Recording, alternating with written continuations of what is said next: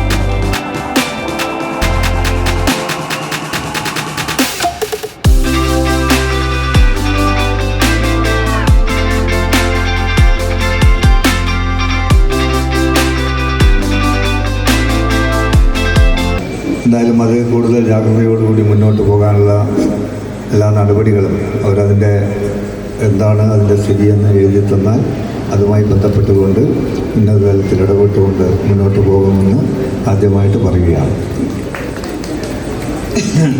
നമ്മുടെ ഇലക്ട്രിസിറ്റി വൈദ്യുതി വകുപ്പിനെ സംബന്ധിച്ചിടത്തോളം കഴിഞ്ഞ ഒരുപാട് വർഷങ്ങളിൽ നിന്ന് വ്യത്യസ്തമായിട്ട് ഇന്ന് വളരെ സജീവമായിട്ട് ഇവിടെ സൂചിപ്പിച്ചതുപോലെ അധ്യക്ഷ പറഞ്ഞതുപോലെ ഏത് സമയത്തും എവിടെയെങ്കിലും തകരാറുകൾ ഉണ്ടായാൽ അത് എത്ര മഴയായാലും വെയിലായാലും എന്തായാലും അവിടെ എത്തിച്ചുകൊണ്ട് ഉടൻ തന്നെ 5-10 മിനിറ്റ് അല്ലെങ്കിൽ അരമണിക്കൂറിനുള്ളിൽ അത് റീകണക്ട് ചെയ്യാനുള്ള എല്ലാ സംവിധാനങ്ങളും ഒരുക്കിക്കൊണ്ടാണ് ഇന്ന് വൈദ്യുതി വകുപ്പ് മുന്നോട്ട് പോകുന്നത്.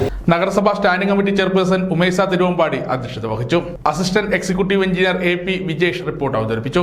ഗ്രാമപഞ്ചായത്ത് പ്രസിഡന്റുമാരായ CK Ramya, Sakeena Thekkayil, Padmini teacher, Nahla Basheer, B Nasar master, Ramesh Koodathil, M Sajeevan, VP Venugopal, NP Muneer, Rajan Makkandi, MB Prajeesh, Rajan K Sabari, VP Abubakar, Ramachandran Josna എന്നിവർ സംസാരിച്ചു. എക്സിക്യൂട്ടീവ് എഞ്ചിനീയർ C മഹിജ സ്വാഗതവും അസിസ്റ്റന്റ് എഞ്ചിനീയർ അശ്വതി നന്ദിയും പറഞ്ഞു.